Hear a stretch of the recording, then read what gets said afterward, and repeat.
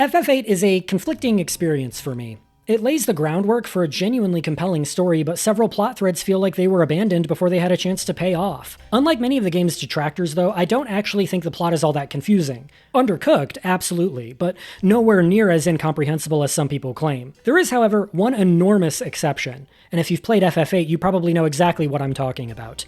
The reveal that nearly the entire party grew up together in the same orphanage is the one moment where FF8's storytelling truly felt contrived. Like, I was rolling my eyes. This was so ridiculous. Amnesia has long been one of JRPG's most overused tropes, and even by 1999 it was already well worn. But revealing that every party member grew up together and all happened to forget that exact same period of their lives feels so absurd that in almost any other game I would assume this was parody. The game tries to justify this by explaining that Guardian forces are said to cause memory loss, a detail that prior to this moment is hinted at exactly once in an optional lore entry. But even if you accepted that explanation, it's hard to see what this twist actually adds to the story. On paper, it accomplishes two things. First, it establishes that this party of characters shares a much deeper bond than we realized, which I guess works well enough. Secondly, it reveals that GFs gradually erase your memories.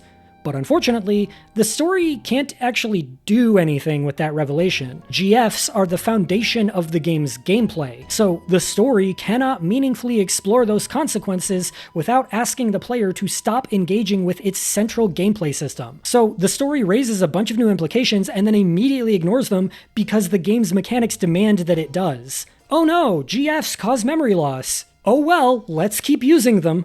What shall we do, Captain Hook?